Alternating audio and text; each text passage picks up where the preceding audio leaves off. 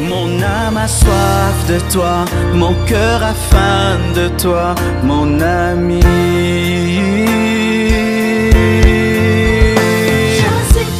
Je suis triste, je meurs de je toi, meurs. mon ami. Tu dis un mot et cela s'accomplit. Tu as la force et la capacité de faire ce que tu promets. Tu guéris toute maladie. Tu règles tout problème. Une situation est au-dessus de toi. Alléluia.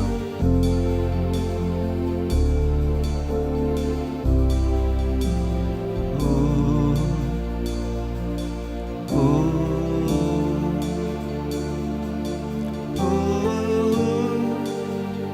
oh, oh.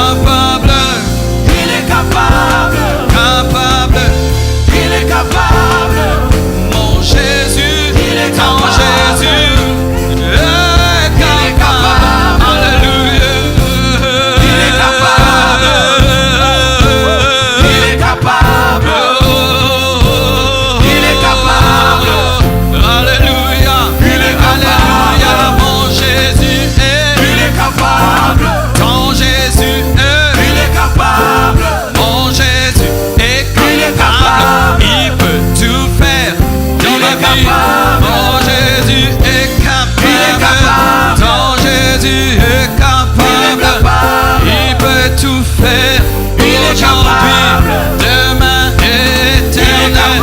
Devant Jésus, Jésus, Jésus, Jésus, Jésus. Il est capable. Oh, Il est capable. Il est capable.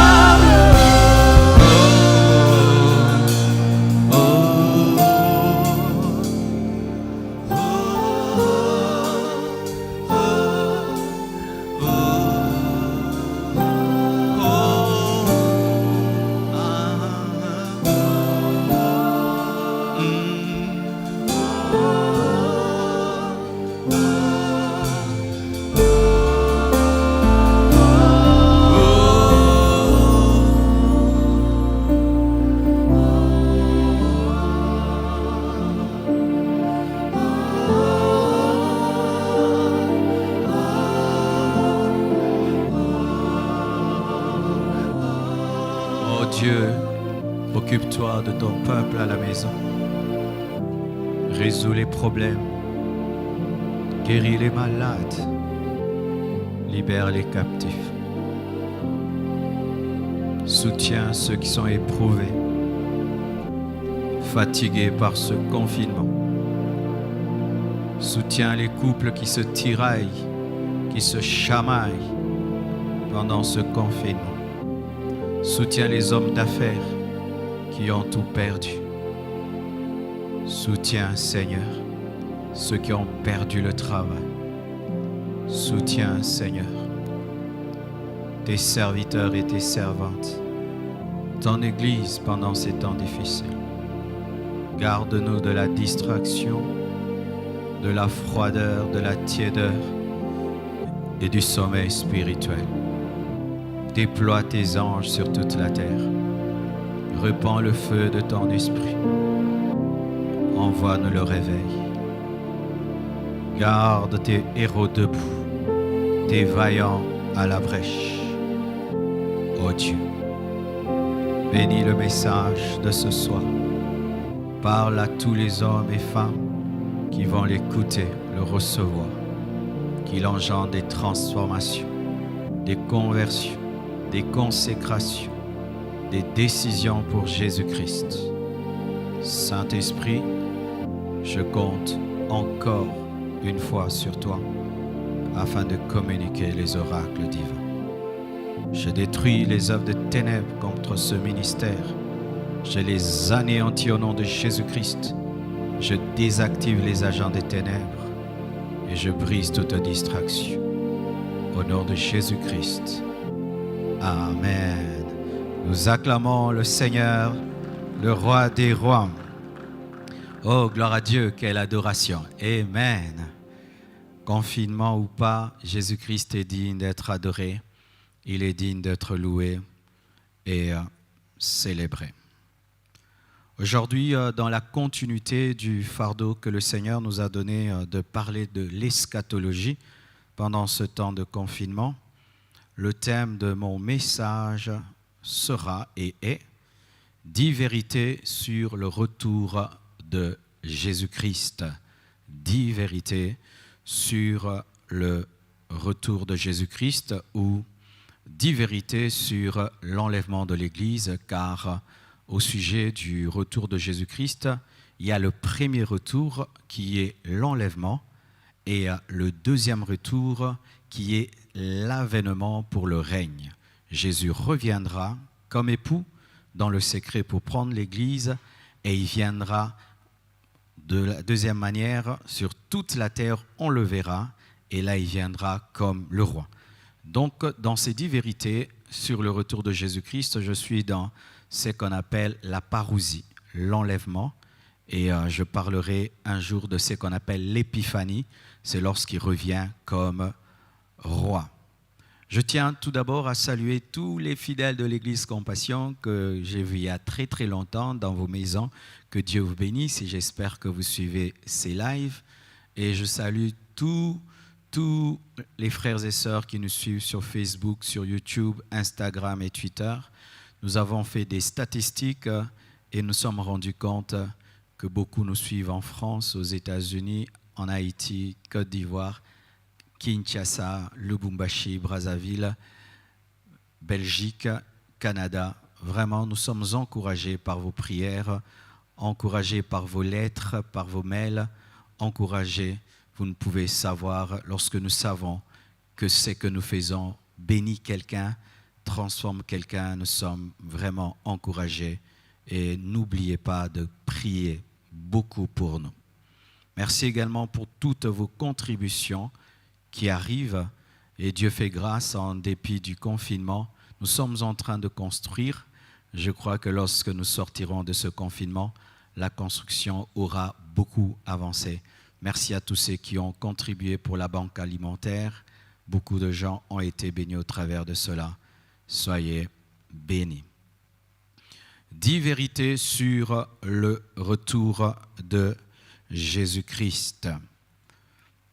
Mon passage de base, c'est 1 Thessaloniciens 4, versets 15 à 17. La Bible dit « Voici en effet ce que nous vous déclarons, d'après la parole du Seigneur, nous les vivants. Restez pour l'avènement du Seigneur, nous ne dévancerons pas ceux qui sont morts. Car le Seigneur lui-même a un signal donné, à la voix d'un archange et au son de la trompette de Dieu, descendra du ciel, et les morts en Christ ressusciteront premièrement. Ensuite, nous les vivants, qui seront restés, nous serons tous ensemble enlevés avec eux sur des nuées à la rencontre du Seigneur dans les airs, et ainsi nous serons toujours avec le Seigneur. Nous acclamons la parole. Alléluia. Avant d'entrer dans le vif du sujet, j'aimerais introduire quelque chose, car sans cela, tu ne pourras pas comprendre cette parole, tu ne pourras pas croire. La première chose que j'aimerais te dire avant de te dire ces 10 vérités, c'est que rien n'est impossible à Dieu. Amen. Tout est possible à Dieu. Dieu peut tout. Car si tu ne crois pas que Dieu peut tout, tu ne peux pas croire en tout ce que je dirai. Tu ne croiras pas. L'une des choses qui permet de comprendre la parole, c'est croire que Dieu est tout-puissant. Malheureusement, il y a des gens qui croient que Dieu existe, qui croient en Jésus-Christ, mais qui ne croient pas en la toute-puissance de Dieu. Et dans le domaine de l'enlèvement, il est impossible de recevoir le message de l'enlèvement sans croire en la toute-puissance de Dieu, car il faut que tu croies que Dieu a la capacité de prendre des hommes et les amener au ciel. Si tu ne crois pas, tu vas dire que ce sont des chimères, ce sont des racontards, ce sont des fables. La deuxième chose, tu dois savoir que ce qui dépasse les hommes ne dépasse pas Dieu. Avec ton intelligence humaine, imaginez des millions d'hommes et des milliards qui ressuscitent et d'autres qui sont enlevés sans jamais connaître la mort. Cela vraiment peut te dépasser en tant qu'homme. Mais sache que la proportion entre notre intelligence et l'intelligence de Dieu, c'est le ciel et la terre. Autant la terre, autant les cieux sont élevés au-dessus de la terre, autant l'intelligence de Dieu est élevée au-dessus de notre intelligence. Tu dois croire en la puissance de Dieu, tu dois croire en l'intelligence de Dieu et tu dois avoir l'humilité de dire « je ne connais pas tout ». Nous sommes des petites fourmis, nous sommes des mottes de terre. Alors notre intelligence ne peut capter la totalité du plan divin. Il faut seulement que le Saint-Esprit t'aide, qui t'ouvre les yeux pour que tu croies qu'un jour, il y aura des milliards d'hommes qui vont disparaître de cette terre et aller dans les airs à la rencontre de Jésus-Christ. Une troisième chose, tu dois savoir que Dieu est à la hauteur de ses plans, c'est-à-dire qu'il peut accomplir et a la force et la capacité de faire ce qu'il projette. Dans beaucoup de nations, il y a des choses qu'on appelle les éléphants blancs. Les éléphants blancs, ce sont des projets qui ne sont pas terminés, où on a dit on fera et puis on n'a pas fait. C'est-à-dire qu'il y avait la volonté, mais il n'y a pas eu la capacité. Dieu n'a pas d'éléphant blanc. Dieu n'a pas des projets qu'il n'atteint pas. Dieu ne peut pas promettre quelque chose sans le faire. Dieu ne peut pas dire qu'il fera et puis un jour il vous dit « Excusez-moi, je n'ai pas eu la capacité de faire ce que j'ai promis. » Dieu est tout-puissant. Son intelligence est supérieure à la nôtre et il a toute la force et la capacité de réaliser ce qu'il a promis. Et un petit détail encore, vous devez savoir que l'enlèvement n'est pas la mort. Car certaines doctrines enseignent que lorsque tu meurs, c'est ça ton enlèvement. Non, la mort, c'est la mort. L'enlèvement, c'est l'enlèvement. Car dans l'enlèvement, il y a une partie d'hommes et de femmes qui ne connaîtront pas la mort. Et une autre chose, l'enlèvement n'est pas encore arrivé. Car il y a des doctrines qui disent qu'il y a déjà certaines personnes qui sont enlevées et nous nous retrouvons dans la tribulation. Non, nous ne sommes pas dans la tribulation. Même s'il y a des épreuves sur la terre, même s'il y a des calamités sur la terre, nous ne sommes pas encore dans le règne de l'Antichrist. Et d'autres disent que l'enlèvement n'est pas possible parce que il y a la loi de la pesanteur qui fera toujours que tout corps qui monte finira par descendre. Mes frères, si déjà l'homme peut envoyer des satellites dans les airs, si l'homme peut faire voler un avion qui pèse des tonnes et des tonnes, alors Dieu ne saura-t-il pas enlever des hommes qui ne pèsent que 70 kilos, 80 kilos? Si Dieu déjà est capable de tenir dans les airs des étoiles, des planètes et des constellations, le soleil avec tout son poids, vous pensez que Dieu sera incapable de prendre des hommes qui pèsent 50 kilos, 60 kilos et les enlever? Mes frères et sœurs, chaque fois que vous voyez les étoiles dans les airs, sachez que Dieu a la capacité de vaincre la loi de la pesanteur. Alléluia. Alors la première vérité sur l'enlèvement de l'Église. Premièrement, l'enlèvement se fera par un signal angélique. Un signal angélique. La Bible nous dit ceci dans 1 Thessaloniciens 4, verset 15. « Voici en effet ce que nous vous déclarons d'après la parole du Seigneur. Nous les vivants, restés pour l'avènement du Seigneur, nous ne dévancerons pas ceux qui sont morts, car le Seigneur lui-même a un signal donné. » Il y aura un signal. Quel sera ce signal? La voix d'un archange, pas la voix d'un prophète. Et au son de la trompette de Dieu descendra du ciel. Donc, ce sera la musique qui sera le signal de l'enlèvement. Car lorsque tu combines la voix avec le son de la trompette, c'est un chant. Alléluia. Lorsque tu prends un instrument et tu ajoutes une voix, c'est une musique. L'adoration. C'est l'adoration qui va sonner le jour de l'enlèvement. Alléluia. Un archange va parler, ou il va chanter, je ne sais pas, et puis une trompette va sonner. Mais vous devez savoir que le signal sera surnaturel et angélique. Ça veut dire ceci, qu'aucun prophète ne pourra annoncer l'enlèvement. Tous ceux qui se sont risqués à annoncer l'enlèvement se sont cassés les dents. Il y a des sectes qui ont annoncé que Jésus reviendra en 2000, en 1980, cela n'est jamais arrivé. Tu peux être le plus grand de tous les prophètes. Dieu ne te révélera jamais le jour de l'enlèvement. Personne ne connaît le jour, personne ne connaît l'heure. Et celui qui va sonner le signal, ce sera un archange. Un archange, c'est qui? C'est un ange qui est supérieur aux anges. Ce sera un ange puissant, un ange qui a l'autorité et qui a la capacité par sa voix. Alléluia. Sa voix est capable de retentir sur toute la terre, de retentir même dans le séjour de mort, car même les morts entendront le son de la trompette et la voix de cet ange. Il y a des anges, mes frères. C'est pourquoi ne parlons pas tout le temps des démons. À notre disposition, nous avons des anges qui ont la capacité de parler. Les morts les entendent. Alléluia. Et tous les chrétiens vivants sur la terre les entendent, endormis ou éveillés, car lorsqu'il y aura l'enlèvement, la moitié de la terre sera endormie à cause du décalage horaire, mais malgré le sommeil, les gens entendront. Alléluia. Oh, gloire à Dieu. Je suis béni par ce que je vous dis, mes frères. Le son, le signal angélique, la voix d'un archange, le son de la trompette. Mais j'aimerais vous parler de la caractéristique de ce signal, car chaque signal a une caractéristique.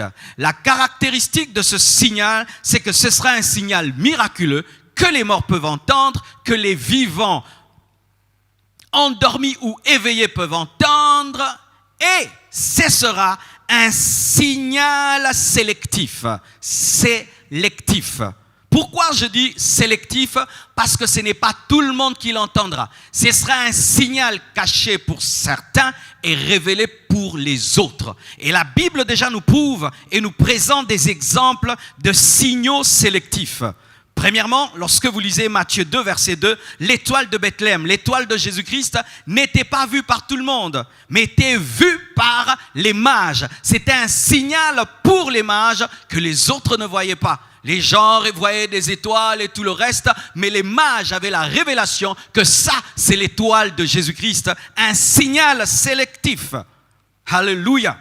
Lorsque même Jésus-Christ a été baptisé, il y a eu une voix, mais les gens ont entendu un tonnerre, mais Jésus a entendu une voix. Pour certains, la voix, pour les autres, le tonnerre. Même dans l'appel de Paul, Paul a entendu la voix de Jésus-Christ, mais ceux qui étaient autour de lui ont vu une lumière. Alléluia. C'était son signal, le signal de Paul. Et le signal, ce sera le signal de l'Église. Dieu veillera que les païens ne l'entendent pas. Pourquoi? Pour qu'ils ne trichent pas. Parce qu'il faut être enlevé par la foi.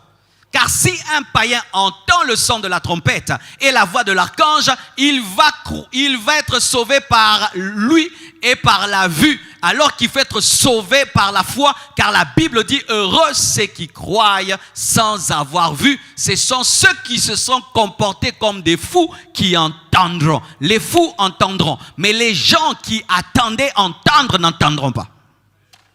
Alléluia. Un signal sélectif. Et Dieu a toute la capacité de coder le signal. Si déjà les hommes peuvent coder un signal, je ne vais pas avoir un Wi-Fi ici et j'ai le code. Tu ouvres ton téléphone, tu vas entrer dans le Wi-Fi, tu n'entres pas. Si nous les hommes, nous codons les signaux, nous codons nos téléphones, vous pensez que Dieu ne peut pas coder le signal? Mon frère, si tu n'as pas entendu la voix de Jésus-Christ dans l'évangile, tu n'entendras pas la voix de l'archange. Si tu n'as pas entendu la voix de Jésus-Christ lorsque les prédicateurs prêchaient, tu n'entendras pas sa voix. Tu n'entendras pas. Ce sera un signal sélectif, comme l'étoile de David, comme la révélation de Paul, sélectif et miraculeux. Alléluia. Deuxièmement, premièrement, retenez, cela se fera au signal d'un ange, un signal angélique. Deuxièmement, l'enlèvement ou le retour de Jésus-Christ se fera dans les airs, Jésus-Christ, lorsqu'il est venu comme un agneau, il est venu sur la terre. Il a marché sur cette terre pendant 33 ans. Ça, c'était mourir. Lorsque tu viens comme un agneau, tu dois venir dans l'humilité. Et lorsqu'il est né dans une étable afin de révéler qu'il était un agneau. Là, c'est la phase de l'humilité, de la simplicité. Comme un homme, lorsqu'il veut épouser une femme, il s'humilie, même si tu es roi, tu es prince. Quand tu veux épouser une femme, tu dois être humble. Et Jésus-Christ était venu pour donner la dot de sa vie. Il s'est humilié, il a marché sur cette terre, il avait eu un corps avec du sang, on l'a tué, il a versé son sang.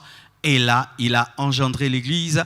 Il a doté l'Église. Mais pour la seconde fois, lorsque Jésus-Christ reviendra pour prendre l'Église, il ne mettra pas ses pieds sur cette terre. Il remettra ses pieds sur cette terre lorsqu'il reviendra comme un roi, lorsqu'il va mettre ses pieds sur le mont des Oliviers qui va se diviser en deux. Mais pour l'enlèvement, Jésus ne mettra pas ses pieds sur cette terre. De la même manière que Rebecca a quitté sa patrie pour aller auprès d'Isaac, l'Église doit quitter la terre pour aller dans les airs. L'enlèvement se passera dans les airs. Alléluia. Vous voyez le film de Superman où il reste dans les airs. Ah, ça, c'est la fiction. Nous vivrons la réalité. Alléluia.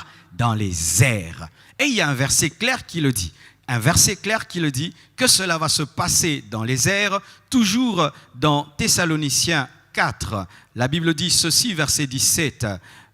1 Thessaloniciens 4, verset 17. Ensuite, nous les vivants qui serons restés, nous serons tous ensemble enlevés avec eux sur les nuées à la rencontre du Seigneur dans les airs. Lui va rester dans les airs comme un aimant, et de la même manière qu'un aimant attire le fer, il va nous attirer vers lui. Et tout ce qui est bois va rester, tout ce qui est plastique va rester. Les chrétiens charnels vont rester, les païens vont rester, et seuls ceux qui ont la nature de l'aimant vont monter. Alléluia! Dans les airs. Ça va se passer dans les airs, pas sur la terre. Pourquoi ça va se passer dans les airs et pas sur la terre? C'est parce que déjà, nous sommes dans le ciel. Car nous sommes assis avec Jésus-Christ dans les lieux célestes. Donc, nous devons aller là où nous sommes déjà. Si tu n'es pas déjà au ciel, tu n'iras pas au ciel. Il faut d'abord que tu sois au ciel pour aller au ciel. Car notre vocation est céleste. Et Jésus-Christ est assis à la droite de Dieu le Père. Et c'est ça notre place. Et nous sommes bénis de toutes sortes de bénédictions spirituelles dans les lieux célestes. Ainsi, mes frères, nous devons rejoindre notre patrie car nous sommes du ciel.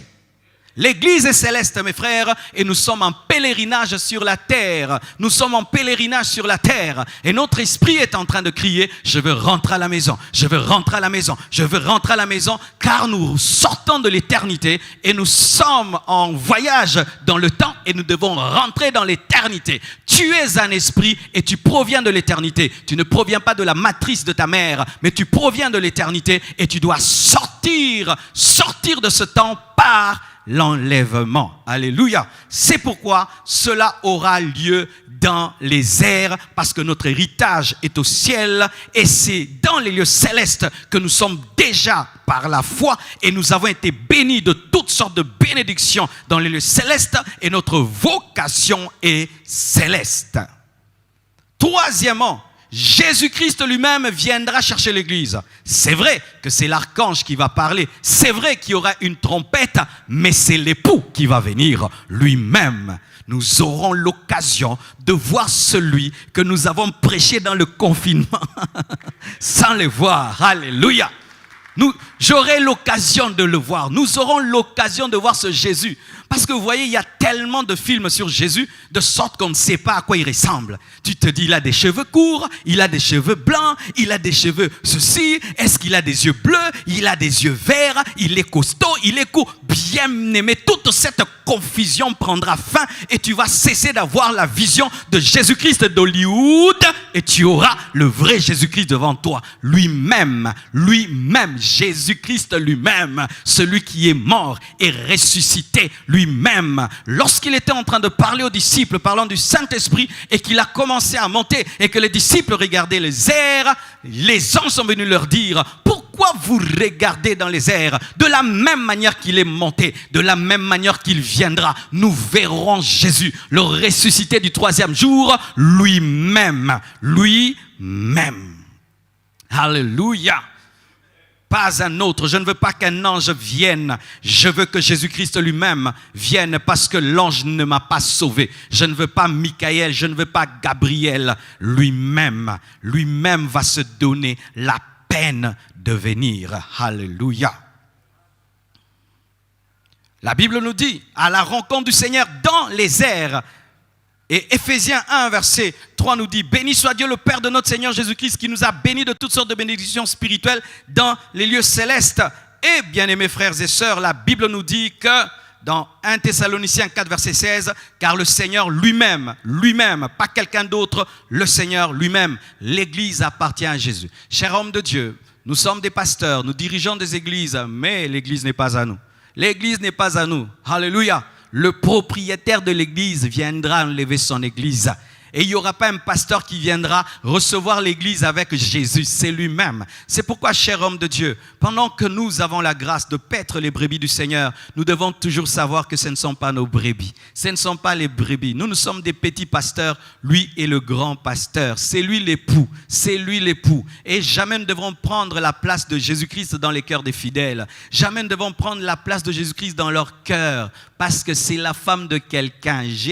L'église, c'est la femme d'un roi. C'est la femme d'un seigneur. Et alors, cher homme de Dieu, si l'église tombe amoureuse de toi, homme de Dieu, tu es en danger. Car si la femme d'un roi t'aime, eh ben tu vas finir en prison. C'est pourquoi nous devons toujours rappeler à l'église, nous sommes des serviteurs, nous ne sommes rien, nous ne sommes que des enseignants, nous ne sommes que des oins de Dieu, nous devons présenter l'époux toujours présenter l'époux, car c'est lui qui viendra. C'est lui qui viendra. Alléluia. Une autre chose, je crois, c'est 4.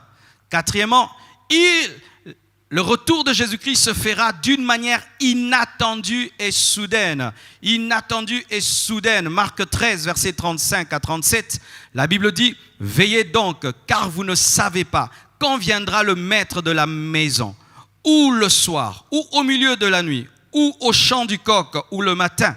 Craignez qu'il ne vous trouve endormi à son arrivée soudaine. C'est que je vous dis, je le dis à tous, veillez. » Qui dit ça? Jésus-Christ lui-même. Mes frères, se compare à un voleur alors que le vol est une mauvaise chose. Le voleur est un homme mauvais. Mais pour ce qui s'agit de son retour pour l'enlèvement, Jésus se compare à un voleur. Quand le voleur doit venir, il ne te prévient pas. Il ne te dit pas samedi, prépare-toi, je viendrai voler. Il ne te dit pas prépare-toi midi. Il ne te dit pas prépare-toi le soir. Il ne te dit pas prépare-toi le matin. Ainsi, les personnes qui sont conscientes qu'il y a un voleur, qu'est-ce que ces personnes font? Elles veillent sur leur maison tout le temps. Il y a des gardiens le matin, à midi, le soir. Et des fois même, tu peux leur dire, mais pourquoi tu payes tous ces gardiens alors que même tu fais 1 année, 2 ans sans connaître de vol? Non, c'est un homme prudent parce que ça arrive soudainement. L'arrivée de Jésus-Christ sera soudaine, mes frères. Il ne va pas nous prévenir. Nous ne saurons pas. Tu iras dormir et tu te réveilles au ciel. Alléluia. Tu iras aussi dormir, tu te retrouves dans la tribulation. Est-ce que vous comprenez ça? Il y a des gens, ils dormiront. Ils se réveilleront dans la tribulation. Comme je vous l'ai dit, le jour de l'enlèvement, la moitié de la terre sera endormie à cause du décalage horaire. Donc il y a des hommes qui dormiront, qui rêveront et se réveilleront sans leur femme à côté, sans leurs enfants à côté, sans leur mari à côté et se retrouveront dans la tribulation. Tu imagines ça? Vous êtes dans une maison de 10 personnes. Vous avez regardé le film ensemble et vous êtes dit bonne nuit. Demain, nous allons continuer l'autre épisode. Et tu vas dormir et tu te réveilles. Il n'y a qu'un coussin à côté de toi. Il y a une maison vide et tu es resté. Mes frères et sœurs, ce sera inattendu.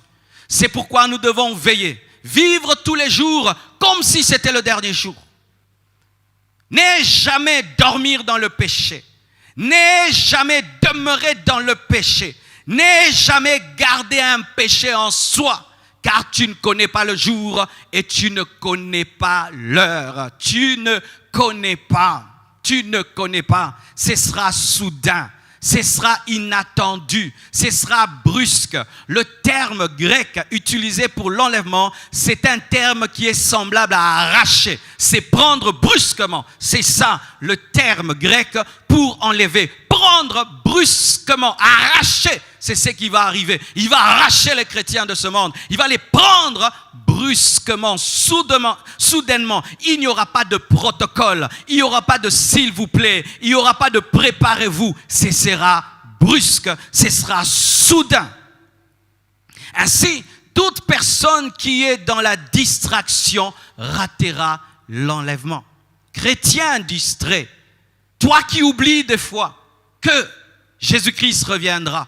Toi qui oublies des fois la spiritualité. Toi qui oublies des fois ta communion avec Jésus-Christ. Toi qui oublies des fois ta communion avec le Saint-Esprit. Tu rateras à coup sûr l'enlèvement. Je ne suis pas un prophète de malheur, mais c'est ce que la parole de Dieu nous dit. Il viendra soudainement, de manière inattendue. Ce sera une merveilleuse surprise pour les enlevés, mais ce sera une désagréable surprise pour les personnes qui resteront. Ce qui donnera la joie à certains, donnera la tristesse à d'autres. Il viendra comme un voleur dans la nuit. Alléluia. Et le verset qui dit qu'il paraîtra comme un éclair et tout œil le verra, ce verset n'est pas le verset pour l'enlèvement. Ça, c'est le verset pour son retour comme roi. le jour qu'il viendra pour enlever l'Église, ce n'est pas tout œil qui le verra. Il viendra de manière secrète, caché comme un voleur. Mais la parole qui dit dans Matthieu 24, verset 27, qu'il viendra comme un éclair et tout le monde le verra, ça ce sera sa venue pour régner sur la terre et pour juger l'Antéchrist. Il viendra à l'heure où on s'attend le moins. Luc 12, verset 40, si la sentinelle connaissait quand est-ce que le voleur viendrait, elle ne laisserait pas percer la maison. Ce sera un temps où les gens ne s'y attendent pas. Et la Bible fait une comparaison avec les hommes du temps de Noé.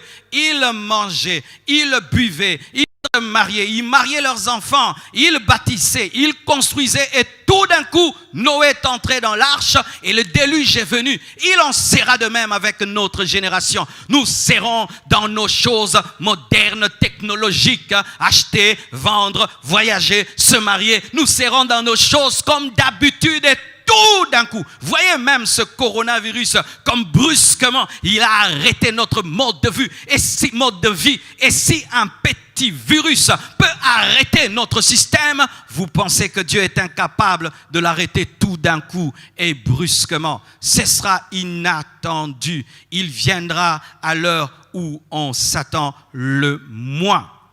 Cinquièmement, en un clin d'œil, 1 Corinthiens 15, verset 51. Voici, je vous dis un mystère. Nous ne mourrons pas tous, mais tous nous serons changés en un instant, en un clin d'œil, en un instant, en un clin d'œil à la dernière trompette, en un instant, en un clin d'œil. C'est-à-dire, je ferme l'œil, je l'ouvre, enlèvement. Je ferme l'œil, je l'ouvre, enlèvement. Il n'y a pas le temps de confesser. Il n'y a pas le temps de se repentir. Il n'y a pas le temps de demander pardon. Il n'y a pas le temps de s'arranger. Tu ne peux pas demander pardon en un clin d'œil. Tu ne peux pas te repentir en un clin d'œil. Tu ne peux pas recevoir Jésus en un clin d'œil. Tu ne peux pas mettre ta vie en ordre en un clin d'œil. Pour se mettre en ordre, on a besoin du temps. On a besoin des moments profonds.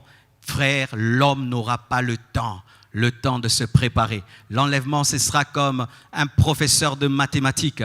Vous venez en classe et vous pensez qu'il va causer, parler, donner cours. Il vous dit, prenez un bic et prenez un papier. Il y a le plus grand examen. Celui qui échoue à cet examen sera recalé. Mais toi, tu ne te préparais pas. Mais celui qui a eu l'habitude d'étudier tout le temps, sans tenir compte d'un examen et d'une interrogation, celui-là réussira parce qu'il était prêt. Mes frères et sœurs, il faut être prêt en tout moment. Si tu sais que c'est un clin d'œil qui va juger ta vie, oh mon frère, il faudrait que toutes les minutes et toutes les secondes, tu sois prêt en un clin d'œil. Personne ne pourra tricher, personne ne pourra se mettre en ordre. Ça se passera dans certaines églises la journée, parce que la partie de la terre sera dans la nuit, mais l'autre partie sera dans le jour. Et certains seront à l'église. C'est-à-dire le pasteur n'a pas fini la phrase, l'enlèvement a eu lieu. La chanson n'est pas finie, l'enlèvement a eu lieu. Vous voulez vous dire amen, l'enlèvement a eu lieu. Vous êtes dans un avion, tout d'un coup le pilote disparaît. Vous êtes dans une voiture, tout d'un coup le chauffeur disparaît. Vous n'avez même pas le temps de prendre le volant. Mes frères, ce sera terrible. Ce sera terrible pour ceux qui resteront. Ce sera terrible, mes frères. Vous pouvez imaginer comme vous voulez, mais tu ne peux pas atteindre le niveau des calamités qui vont tomber sur la terre rien que par la disparition des enfants de Dieu. En un clin d'œil. Avec une rapidité phénoménale. En soi, c'est ça le terme. Une rapidité phénoménale. C'est pourquoi on utilise le terme clin d'œil. Mais c'est une rapidité phénoménale. Les hommes seront comme aspirés. Tu es avec quelqu'un, il disparaît du coup. Et j'aime un film, Left Behind. Left Behind, ça a été tourné par un grand cinéaste américain. Ils ont vraiment réussi cela. Et dans ce film, on montre une fille qui ne croyait pas en Dieu et qui insultait sa mère et qui est sortie avec son jeune garçon. Et ils étaient là en train de se promener. Et tout d'un coup, elle a perdu de vue son jeune frère. Et quand elle l'a retrouvé, elle a serré son petit frère dans ses bras. tout d'un coup, il a disparu. Elle a gardé les vêtements de son frère avec elle. Oui, moi je crois que le jour de l'enlèvement, même les vêtements resteront, car si la chair et les sangs n'entreront pas, je ne pense pas que le coton entrera. Il y aura déjà des robes nouvelles dans la garde-robe de Dieu. C'est qui fait, mes frères, que le jour de l'enlèvement, on retrouvera où les gens étaient enlevés par leurs vêtements. Là où le vêtement est resté, c'est là où la personne partira. Oh, tu t'imagines, tu te réveilles, tu vois la robe de chambre de ta femme à côté de toi, elle est partie. Tu te réveilles, le pyjama de ton mari est resté. Tu te réveilles, tu vas dans la chambre de tes enfants, leurs pyjamas sont restés. C'est terrible. Tu vas chercher qu'est-ce qui est arrivé. Ce sera terrible, mes frères, terrible, en un clin d'œil. Sixièmement, le retour de Jésus-Christ sera physique et non spirituel. Parce qu'il y a une doctrine qui spiritualise tout. Lorsqu'on parle de la séparation de la mer Rouge en deux, il dit que c'était spirituel. Ils aiment spiritualiser toutes choses. Alors que dans la parole, il y a une dimension spirituelle et une dimension physique. Il y a des choses qui sont écrites dans la parole qui sont réellement physiques et qui n'ont pas un sens spirituel. Il n'y a pas toujours un sens spirituel dans les écrits de la parole. Il y a des choses qui se sont passées physiquement. Quand on dit que Jésus-Christ a mangé le pain, c'était vraiment le pain. Quand il a marché sur l'eau, c'était vraiment l'eau. Ce n'était pas l'eau spirituelle, c'était vraiment l'eau. Amen. Et la Bible nous dit dans 1 Corinthiens 15, verset 51, « Voici, je vous dis un mystère. Nous ne mourrons pas tous, mais tous nous serons changés. En un instant, en un clin d'œil, à la dernière trompette, la trompette sonnera et les morts ressusciteront. Physique, on ne ressuscite pas en esprit, incorruptible. Et nous serons changés physiquement. Verset 53.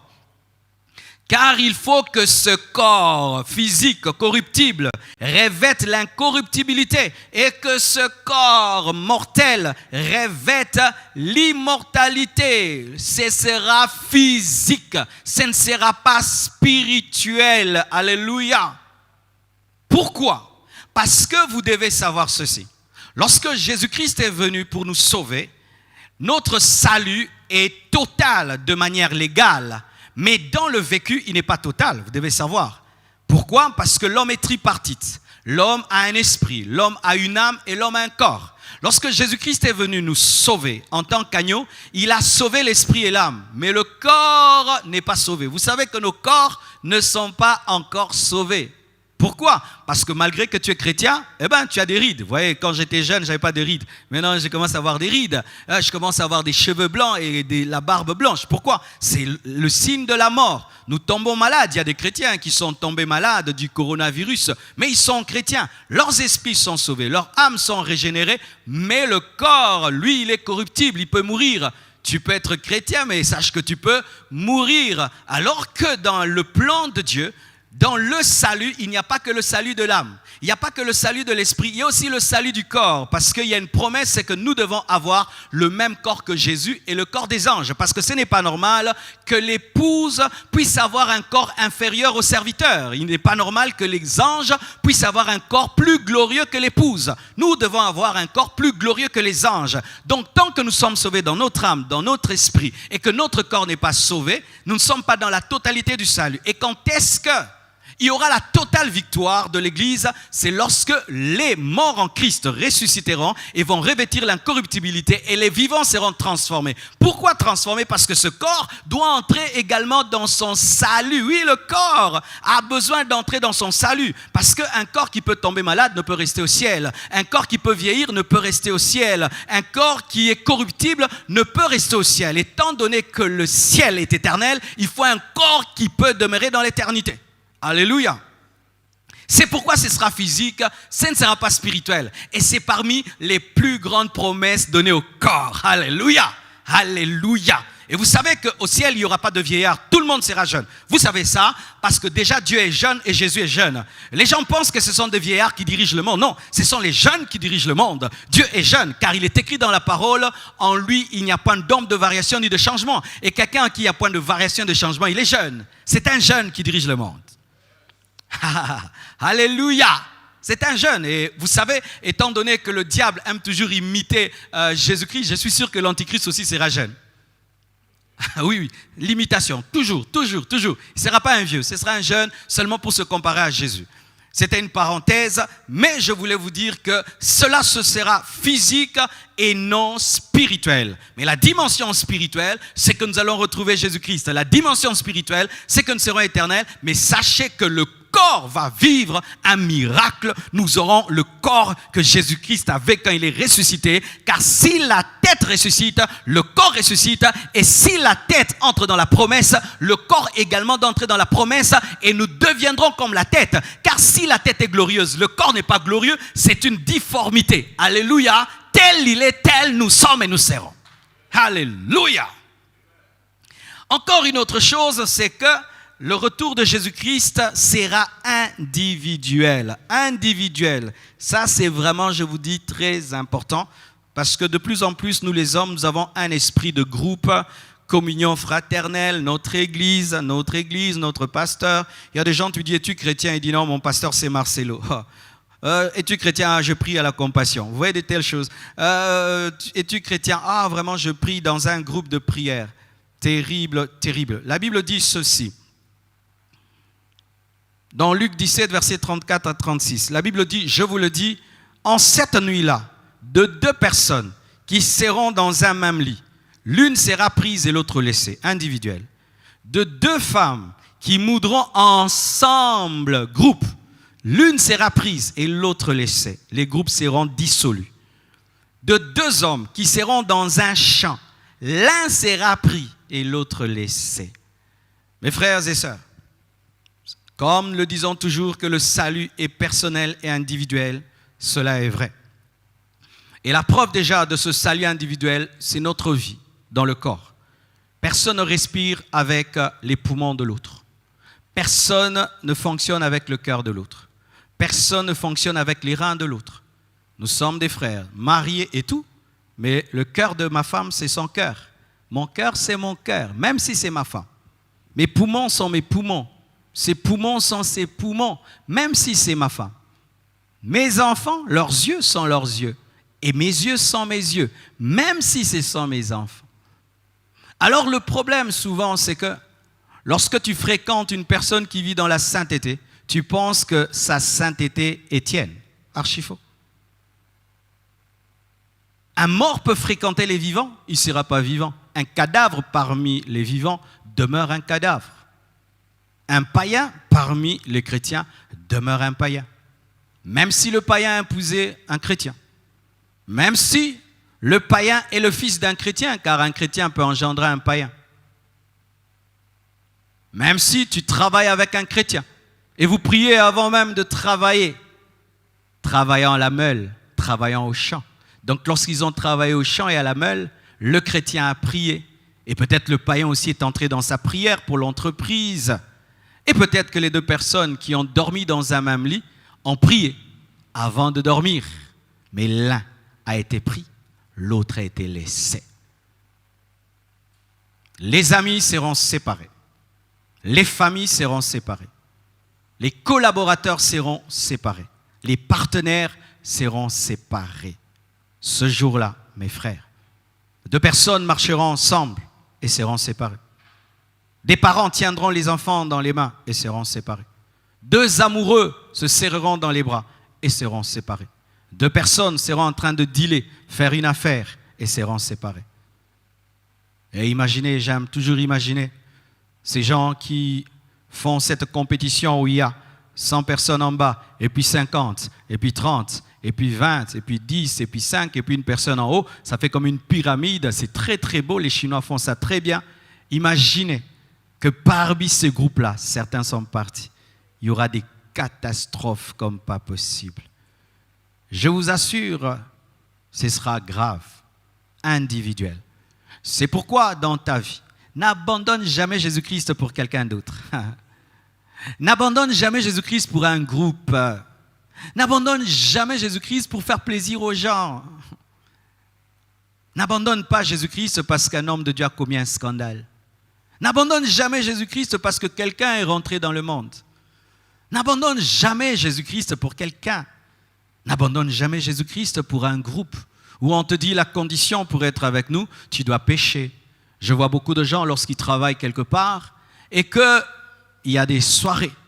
Autour du travail, les gens boivent, les gens fument, les gens font n'importe quoi. Et lui, pour gagner son travail, se met à fumer, se met à boire, se met à pécher. Pourquoi? Pour gagner un groupe d'hommes, des hommes qui resteront. Mes frères et sœurs, j'aimerais encourager les personnes seules. J'aimerais encourager les personnes seules qui sont rejetées de tous à cause de leur sanctification, rejetées de tous à cause de leur discipline, à cause de leur intimité avec Dieu. Mon frère, ma sœur, s'il faut que tu sois seul pour aller au ciel, demeure seul. Demeure seul que d'être dans un groupe qui va te faire rater l'enlèvement. C'est pourquoi ne vous fondez jamais sur la spiritualité de quelqu'un. Ne dites pas que vous êtes en communion avec Dieu parce que vous fréquentez quelqu'un qui le craint. Tu peux être assis à côté d'un homme qui est parfumé, mais ce n'est pas ton parfum. Mais tu peux en bénéficier. Ça va changer l'atmosphère autour de toi. Mais lorsqu'il partira, tu te rendras compte que ça n'a jamais été ton parfum. Alléluia. Mes frères et sœurs, Jésus-Christ ne tiendra pas compte de l'intimité. Jésus-Christ ne tiendra pas compte des amitiés. Il ne tiendra pas compte des projets. Car la Bible nous dit, seront dans un champ. Il y a des projets qui s'arrêteront à cause de l'enlèvement. Tu es engagé par un patron. Demain, tu dois commencer le travail et il est enlevé. Jésus n'a que faire de cela. Il n'a que faire de ton mariage. Il n'a rien à faire de ton projet. Le retour de Jésus-Christ est plus important que ton projet. Il est plus important que tes affaires. Il est plus important que ce contrat-là. Plus important car il y a des champs qui seront délaissés, des meules qui seront délaissées. Huitièmement, le retour de Jésus-Christ sera accompagné de plusieurs disparitions. Comme je l'ai dit dans Luc 17, versets 34 à 36. Et pour la moitié de la terre, le retour de Jésus-Christ se passera la nuit. De même, mes frères, qu'on a cherché Élie après son enlèvement, on cherchera les chrétiens. Oh, j'ai aimé ce verset quand je l'ai trouvé. Vous savez qu'Élie a été cherché après l'enlèvement? Ah oui? Des gens sont allés le chercher parce qu'ils ont cru quoi? Que Dieu l'avait enlevé puis il va le faire tomber quelque part comme Philippe qui était pris et déposé. Mais nous ne serons pas déposés. Nous reviendrons avec l'époux pour régner. Vous savez que le jour de l'enlèvement, les gens vont croire qu'il y a eu des kidnappings, des disparitions, parce que dans certains coins, il n'y a que 2 chrétiens. Et vous imaginez, 2 personnes disparaissent la nuit. Vous allez croire qu'on les a kidnappés et ils vont engager la police et tout, jusqu'à ce que les chrétiens et les prédicateurs qui sont restés vont expliquer l'eschatologie. Vous savez, ceux qui vont expliquer au monde ce qui est arrivé seront les chrétiens. Quand le monde va commencer à crier, il y a eu des extraterrestres, il y a eu ceci, il y a eu des kidnappings, il y a eu ceci, les chrétiens vont dire non, allez lire. Nous sommes restés. Mais comment toi tu es resté? J'étais un chrétien de la bouche et de la tête. Je n'ai jamais cru. Vous allez expliquer au monde entier comment vous étiez des hypocrites. Et les gens vont vous dire, vous êtes bêtes. Tu savais que ceci allait arriver et toi, tu étais distrait. Moi, je n'ai jamais su cela. Moi, si je savais, on va te gifler, frère. Vous aurez des gifles de la tribulation. Vous aurez des gifles. Dieu va vous gifler au travers des païens. Ils vont vous gifler. Ils vont vous dire, vous êtes bêtes de bêtes et de bêtes. Quelqu'un qui sait qu'il y a l'enlèvement et il rate l'enlèvement, il est bête. Hein? Il est très bête. Et regardez même, pourquoi certains vont rater l'enlèvement? Pour des petits plaisirs de cette terre? Pour l'argent? Pour le plaisir des hommes et des femmes? Pour la gloire? Pourquoi tu peux rater un si grand événement?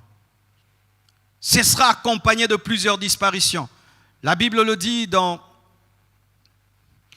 2 Rois 2, versets 16 à 17. Il dira à Élisée, voici, il y a parmi tes serviteurs 50 hommes vaillants, la police. Veux-tu qu'ils aillent chercher ton maître? Peut-être que l'Esprit de l'Éternel l'a emporté et l'a jeté sur quelque montagne ou dans quelque vallée. Il répondit, ne les envoyez pas. Mais ils le pressèrent longtemps et il dit, envoyez-les. Ils envoyèrent les 50 hommes qui cherchèrent Élie pendant 3 jours et ne le trouvèrent point. Les gens vont chercher leurs enfants. D'autres, on va leur dire, ton enfant est parti, ils ne croiront pas. Des gens vont pleurer leur mari, pleurer leur femme. On va dire, tu vois ce qu'ils te disaient tous les jours, là c'est arrivé. Ils ne croiront pas. Ils chercheront, ils attendront. Peut-être qu'il va revenir aujourd'hui. Peut-être la porte s'ouvre, peut-être c'est lui. La porte s'ouvre, peut-être c'est lui. Vous allez commencer à regarder les photos. Vous allez commencer à pleurer avec ces photos de vos enfants disparus, de vos membres de famille disparus. Vous vous souviendrez des prédications qu'on a enseignées. Vous allez aller vite sur YouTube. Vous allez beaucoup taper enlèvement, enlèvement. Les vidéos sur l'enlèvement auront beaucoup de succès dans la tribulation. Si on n'a pas enlevé YouTube avant la tribulation, mais beaucoup de gens iront chercher qu'est-ce qui est arrivé. Alléluia. Alors, 9e, le retour de Jésus-Christ se fera en 2 temps ou en 2 parties pour 2 catégories de personnes, en 2 temps. La Bible dit dans 1 Corinthiens 15, verset 51, « Voici, je vous dis un mystère, nous ne mourrons pas tous, mais tous nous serons changés. En un instant, en un clin d'œil, à la dernière trompette, la trompette sonnera et les morts ressusciteront incorruptibles et nous ne serons changés. Le jour de l'enlèvement, il y aura 2 catégories d'hommes. Il y aura les morts en Christ et les vivants en Christ. J'aimerais préciser ceci sur les morts en Christ. Vous savez, souvent dans le domaine de la mort, nous sommes très laxistes. Regardez. Lorsque nous allons dans un deuil, même quand un homme était un homme pécheur, tout le monde, quand il témoigne, il dit qu'il était bon. Je ne suis jamais allé dans un deuil, même d'un homme mauvais. Et les gens prennent le micro et disent, c'était un voleur, c'était un meurtrier. On dit, il était bon, il était gentil, il aidait les gens, il faisait ceci. Ainsi, nous supposons par notre religion et notre tendance à toujours oublier les fautes des autres, que la plupart des morts sont des morts en Christ parce que nous l'avons dit. L'eau bénite sur ton corps ne fait pas de toi un chrétien. La prière du prêtre le jour de ta mort ne fait pas de toi un chrétien. Toutes les prédications et les chansons qui entourent un mort ne fait pas de ce mort un chrétien. Un mort en Christ, c'est qui? C'est celui qui est mort dans la foi en Jésus-Christ et dans la sainteté. Si tu es mort dans le péché, tu ne seras pas enlevé. Même si tu te disais chrétien. Si tu es mort sans être prêt, tu ne seras pas enlevé. Car certains sont morts par accident. Ils n'ont même pas eu le temps de réaliser. Certains sont morts dans des crashs. Ils n'ont pas eu le temps de réaliser. Ce qui veut dire ceci. Même si nous disons Jésus reviendra et puis tu te dis je peux encore vivre, tel signe n'est pas encore accompli. Pour ma part, tout est accompli. Mais si toi tu es dans les signes, fais attention. Ta mort aussi déterminera ton enlèvement.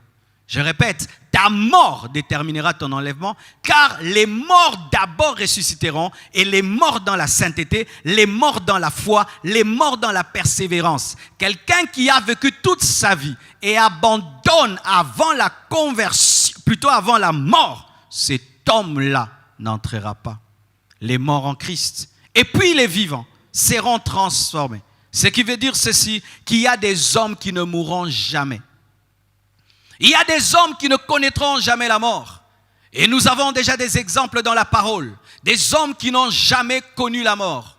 Comme Enoch, comme Élie, qui n'ont jamais connu la mort. Et si Élie n'a jamais connu la mort, si Enoch n'a jamais connu la mort, il y a des chrétiens, une partie de l'Église ne connaîtra jamais la mort. Il y a des hommes qui ne mourront jamais. Jamais. Alléluia. Et j'aimerais être parmi ces hommes-là. Des hommes qui n'ont jamais connu la mort. Alléluia. J'aimerais terminer. 10e. L'enlèvement se fera par la puissance du Saint-Esprit. Car mes frères et sœurs, la Bible dit, dans Ephésiens 1, versets 16 à 23, « Je ne cesse de rendre pour vous, faisant mention de vous dans mes prières, afin que le Dieu de notre Seigneur Jésus-Christ, le Père de gloire, vous donne un esprit de sagesse et de révélation dans sa connaissance et qu'il illumine les yeux de votre cœur pour que vous sachiez quelle est l'espérance qui s'attache à son appel, quelle est la richesse de la gloire de son héritage qui réserve aux saints Et quelle est envers nous qui croyons l'infinie grandeur de sa puissance se manifestant avec efficacité par la vertu de sa force. Il l'a déployé en Christ en le ressuscitant des morts, en le faisant asseoir à sa droite dans les lieux célestes, au-dessus de toute domination, de toute autorité, de toute puissance, de toute dignité et de tout nom qui se peut nommer, non seulement dans le siècle présent, mais encore dans le siècle à venir. Il a tout mis sous ses pieds et l'a donné pour chef suprême à l'Église, qui est son corps, la plénitude de celui qui remplit tout en tout. Paul veut expliquer ceci, que c'est par la puissance du Saint-Esprit que Jésus-Christ est ressuscité. C'est par la puissance du Saint-Esprit que Jésus-Christ est assis à la droite de Dieu le Père. C'est par la puissance du Saint-Esprit que Jésus-Christ est au-dessus de toute domination, de toute autorité. Et il dit alors, si la tête a été ressuscitée par la puissance du Saint-Esprit, le corps également sera ressuscité par la même puissance. Le Saint-Esprit qui est en toi est la garantie de ton enlèvement. Le Saint-Esprit qui te fait parler en langue, un jour tu vas vivre une nouvelle option du Saint-Esprit. Tu n'as pas reçu une puissance, tu as reçu une personne divine. Si le Saint-Esprit a ressuscité Jésus, il te ressuscitera aussi. Si le Saint-Esprit a fait monter Jésus, il te fera monter. Tu as en toi la machine, tu as en toi la turbine, tu as en toi l'hélice pour monter. Tu n'auras pas besoin d'elle, la puissance du Saint-Esprit. Tu n'auras pas besoin d'hélice, la puissance du Saint-Esprit. Ton réacteur spirituel, c'est le Saint-Esprit. Ton réacteur spirituel. C'est pourquoi ne vous séparez jamais du Saint-Esprit.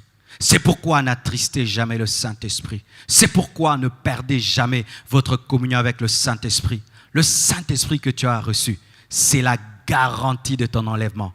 C'est la garantie de ton héritage. On appelle ça les arrêts de l'esprit. Les choses que Dieu donne afin de garantir ce qu'il donnera. Et s'il peut te donner le Saint-Esprit, il te donnera le ciel. S'il peut te donner Dieu, il te donnera les choses de Dieu. Si tu peux avoir le Saint-Esprit, tu dois avoir le ciel, car le Saint-Esprit est plus important que le ciel. Et si déjà sur la terre, tu as le Saint-Esprit, tu as déjà le ciel. Ce n'est qu'une question de temps. Le Saint-Esprit qui est en toi, qui fait des miracles et des prodiges, fera un miracle dans ta vie. Si tu es mort, il te ressuscitera. Et si tu es vivant, il te transportera. Le Saint-Esprit. Alléluia. Mes frères, j'aimerais dire ceci. Une fois, j'ai suivi un homme qui était en train d'enseigner ces choses sur YouTube, sur MCTV. J'ai vu des gens qui disaient, mais cet homme est fou. Il est en train de nous raconter sa folie. Et peut-être certains, en suivant cette prédication, vont dire, voilà un fou. Les gens qui endorment les autres, l'opium du peuple. Pas de problème, mon frère. Pas de problème, ma sœur. Tu finiras par le croire le jour que tu le verras. Mais ce ne sera pas ton avantage. Lorsque Noé était en train de parler du déluge, on s'est moqué de lui. Mais ceux qui ont vu le déluge devaient mourir. Car ceux qui sont dans l'arche ne voient pas la pluie et ne sont pas touchés par la pluie. Fais très attention lorsque tu vois le feu de Sodome et Gomorrhe. Cela est le signe de ta mort.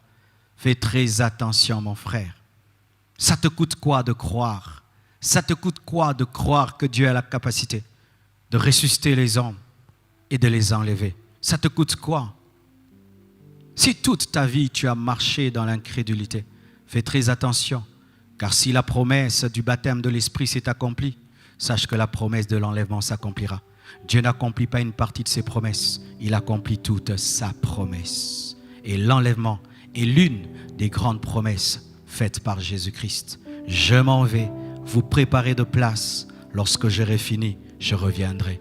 Bientôt, l'architecte divin va terminer nos maisons. Il va venir prendre son épouse. C'est pourquoi j'aimerais parler tout d'abord aux inconvertis, aux personnes qui n'ont jamais reçu Jésus-Christ dans leur vie. Jamais une seule fois.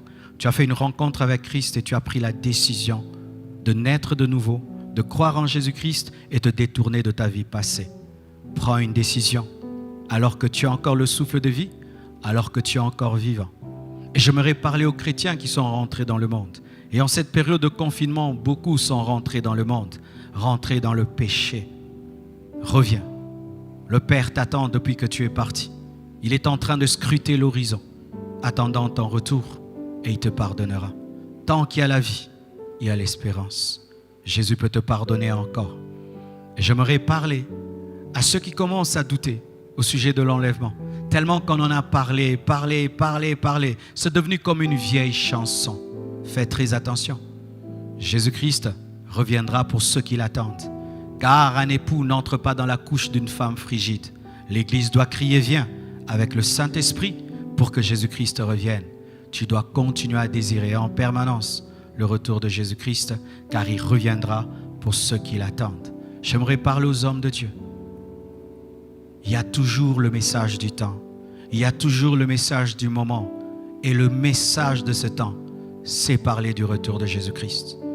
Même les gens qui ne croient pas en la spiritualité, au christianisme, se posent des questions.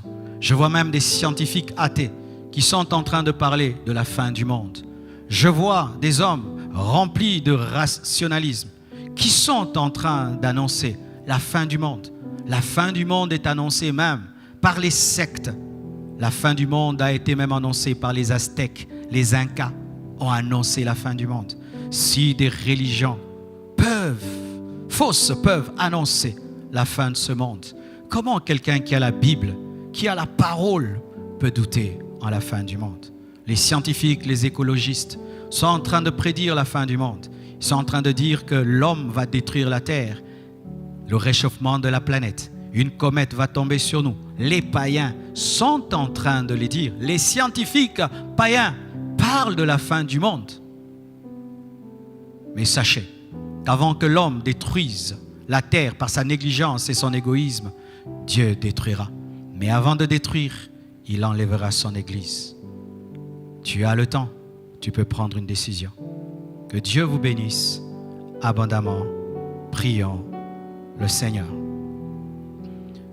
J'irai là-bas parmi les anges, près d'Emmanuel, me consoler, passant mon temps à la louange, dire à Jésus un grand merci. J'irai là-bas parmi les anges, près d'Emmanuel, me consoler, passant mon temps à la louange, dire à Jésus un grand merci.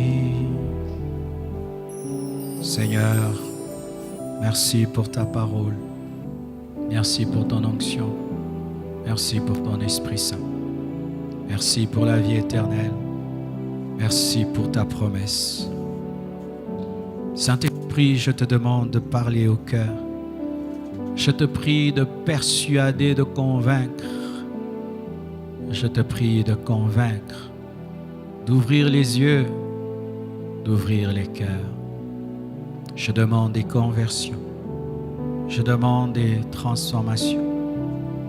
Je demande des repentances. Je demande, Seigneur Dieu, que tu fortifies ceux qui sont debout, que tu relèves ceux qui sont tombés, que tu sauves ceux qui sont perdus.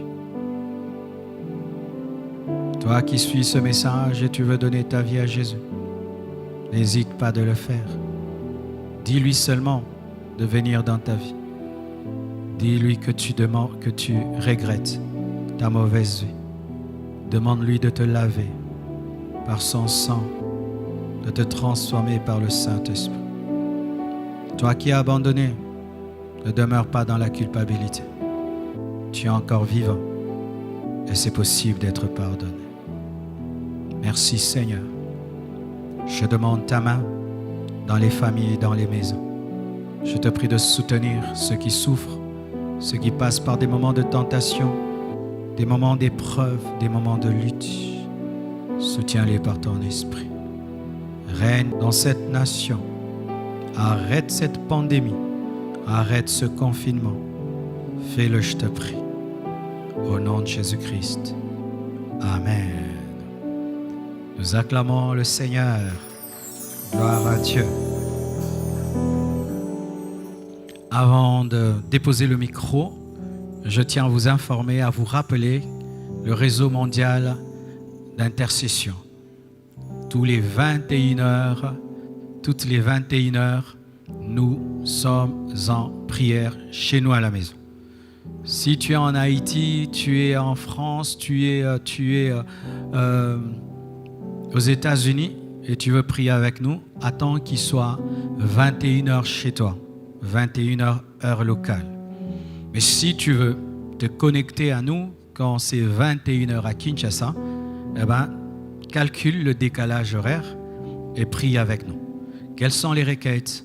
Nous prions pour le réveil de l'Église, nous prions pour les hommes de Dieu, nous prions pour nos nations, nous prions contre le Covid-19, nous prions contre les puissants de ténèbres qui opèrent pendant ces temps.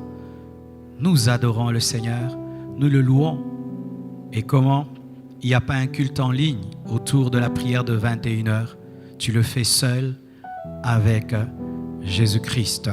Mais tu peux le faire en famille si vous êtes nombreux dans la maison étant chrétiens. N'arrêtons pas de soutenir la banque alimentaire. Nous continuons à nous préparer. D'ici là, nous irons en prison, visiter les prisonniers et leur apporter de la nourriture. Et pour tous ceux qui veulent soutenir ce travail d'évangélisation, nous avons un orphelinat à construire, nous avons un temple à construire, nous avons tellement de projets. Envoyez vos dons et vos contributions. Toutes les coordonnées vous seront présentées sur le tableau. Notre prochain live, ce sera le vendredi de 18h à 19h et ce sera l'émission Compassion Actu. Vous avez déjà vu la première émission, il y aura la seconde. C'est pendant cette émission que nous allons commencer à vous parler de ce que nous faisons et nous parlerons de la banque alimentaire afin que vous compreniez comment nous fonctionnons. Le secrétariat, pour tous les fidèles de l'Église Compassion qui nous suivent, est ouvert tous les jours, du lundi au dimanche. Du lundi au samedi, c'est de 9h à 16h. Et le dimanche, c'est de 10h à 14h. Soyez bénis. Merci beaucoup.